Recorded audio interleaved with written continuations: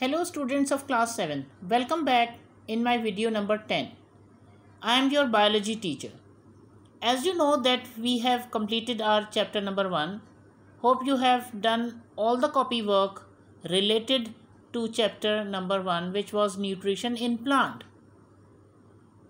Kindly learn 2 question answer on daily basis. Okay students, before explaining the next chapter number 2, we should go through about the previous chapter in which we studied that plant exhibit autotrophic and heterotrophic nutrition. All green plants exhibit autotrophic nutrition because they have chlorophyll, a green pigment present in chloroplast. We have studied in nutrition in plant. Okay, so the green pigment which is present in chloroplast, they can manufacture their own food by themselves in the process of photosynthesis. All non-green plants exhibit heterotrophic nutrition. We can divide them into 4 different categories. One is parasitic, other is symbiotic, saprophytic and insectivorous. Now students, we are going to start our next chapter number 2.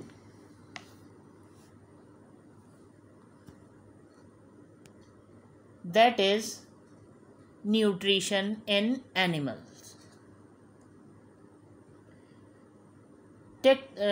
Take out your box and read the introductory paragraph on page number 12. This is your page number 12 and read this paragraph.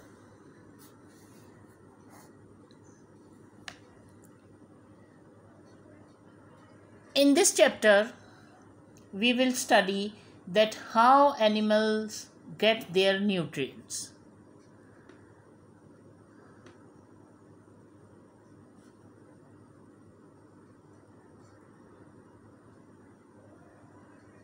Okay student, listen carefully.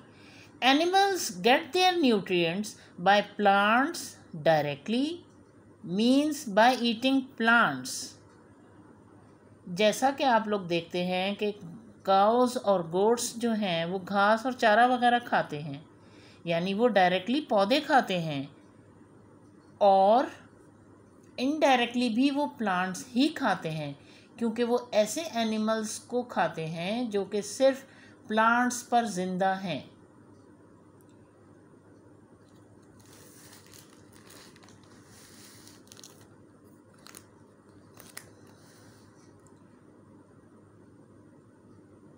जैसा कि goats और cows, कुछ animals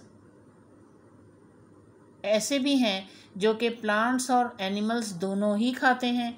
इस तरह हम इंसान भी या तो एनिमल फूड लेते हैं जैसे कि एग, फिश और चिकन वगैरह, या फिर हम प्लांट फूड लेते हैं जैसा कि फ्रूट्स और वेजिटेबल्स हैं, या फिर हम दोनों चीज़ें ही खाते हैं यानी एनिमल्स भी और प्लांट प्रोडक्ट्स भी लेते हैं. We get milk from cows and goats, eggs from hen, we can make jams and jellies from fruits, bread from wheat plant, and vegetable also get from plants. So now we know that all the food get from plants and animals. But the question is, what happened to the food after taking it? And how does it give us energy for our daily activities? हमें ये मालूम हो गया कि हम तमाम इंसान और जानवर या तो पौधे खाते हैं या फिर डायरेक्टली, या फिर हम पौधे और एनिमल्स दोनों ही लेते हैं. ठीक है ना, और उनसे हासिल होने वाली चीज़ें खाते हैं जैसा कि अंडा हो गया, चिकन वगैरह हो गई, ये सब चीज़ें हम खाते हैं. जैम्स और जेली जो कि फ्रूट से बनते हैं वो हम लेते हैं.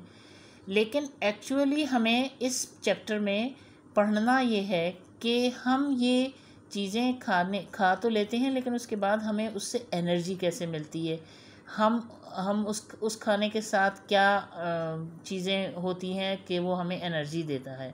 ठीक है. Okay students, now read the whole page of page number 12. This is your page number 12 and read the whole page. Different modes of animals nutrition: holozoic nutrition, parasitic nutrition and saprozoic nutrition.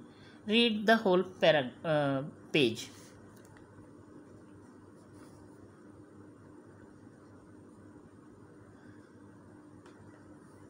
On this page, we have different modes of animal nutrition. As we know that the process of obtaining food from other organisms is called heterotrophic nutrition.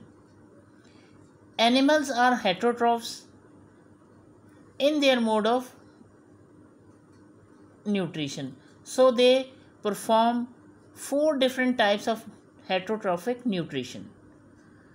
And number 1 is holozoic nutrition. Number 1 is holozoic nutrition. In this type of nutrition,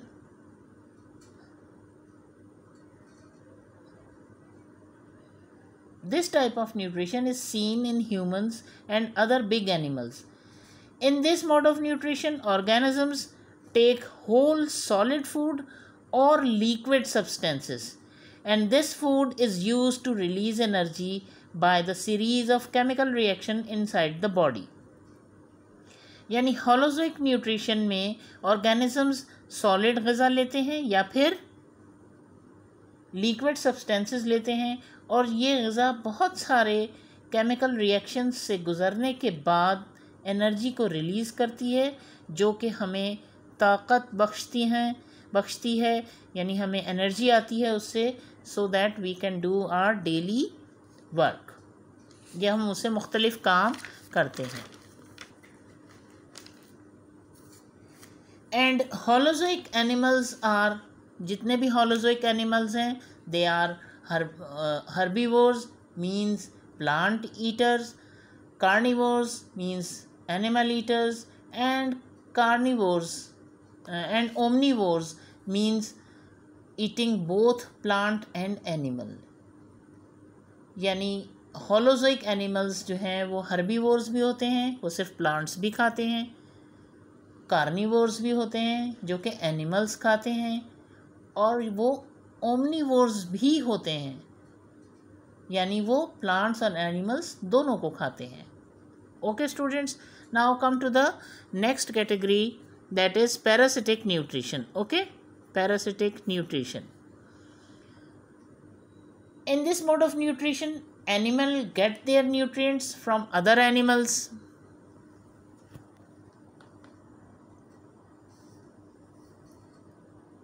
Or plants, and they are called host. This type of relationship between the parasite and the host is called parasitism. यानी parasitic nutrition में animals अपनी ग़िज़ा दूसरे animals या plant से हासिल करते हैं, और वो एनिमल्स और प्लांट्स होस्ट कहलाते हैं. Mosquito and louse are the examples of human parasite that feeds on human blood. यानी जो मच्छर है और जो हेड लाइस होती हैं, यानी जुएँ जिन्हें हम कहते हैं, जो सर में हो जाती हैं, तो वो जो हैं ह्यूमन पैरासाइट्स हैं, जो कि इंसान का खून चूसते हैं, यानी उससे ग़िज़ा हासिल करते हैं और उसी पर ज़िंदा रहते हैं. Now come to the saprozoic nutrition, number 3. अब इस तरीक़ाकार में क्या है कि इस तरीक़ाकार में एनिमल्स अपनी न्यूट्रिशन डेड ऑर्गेनिक मैटर, यानी वो जानवर या पौधे जो कि ख़त्म हो जाते हैं यानी मर जाते हैं, उनसे हासिल करते हैं. Millipedes, woodlice and dung flies get their nutrients by this method, and they are also called detritivores. Okay students, now come to the page number 13. This is your page number 13, and read this paragraph of mutualistic nutrition.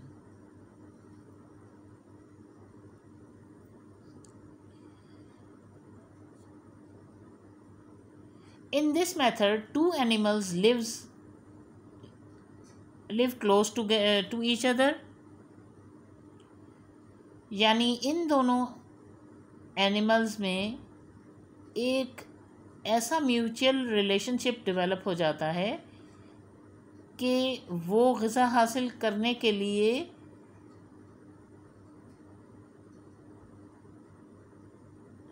दोनों animals एक दूसरे के करीब आ जाते हैं और उनसे दोनों ही को वो दोनों ही फ़ायदा लेते हैं, या फिर सिर्फ एक ही एनिमल को फ़ायदा होता है, यानी वो अपनी ग़िज़ा हासिल करता, एक एनिमल हासिल करता है। बाज़ दफ़ा ऐसा होता है कि वो दोनों ही एनिमल्स जो हैं उन्हें फ़ायदा होता है और वो अपनी ग़िज़ा हासिल कर लेते हैं। लेकिन बाज़ दफ़ा ऐसा होता है कि सिर्फ एक एनिमल को फ़ायदा हो रहा होता है और वो उससे अपनी ग़िज़ा हासिल करता है, लेकिन वो दोनों एक दूसरे को बिल्कुल भी कोई नुकसान नहीं पहुंचाते हैं, यानी उनसे आपस में एक दूसरे को कोई नुकसान नहीं होता, बल्कि वो आपस में एक दूसरे को फ़ायदा ही पहुंचा रहे होते हैं। And a very good example of mutualistic association is between remora and shark. Remora fish cling onto the body surface of the shark and get their nutrients from the places where the shark move around. यानी रिमोरा fish जो है अपने आप को shark की body के साथ जोड़ लेती है या अटका लेती है, यानी फंसा लेती है अपने आप को उसके साथ, और जहाँ जहाँ शार्क घूमती है वो भी उसके साथ घूमती रहती है और आसपास मौजूद जो ग़िज़ा होती है वो हासिल करती रहती है। Okay students, these are the 4 different modes of nutrition found in animals. I will continue rest of the topics of this chapter in my next video. Okay students, Allah Hafiz.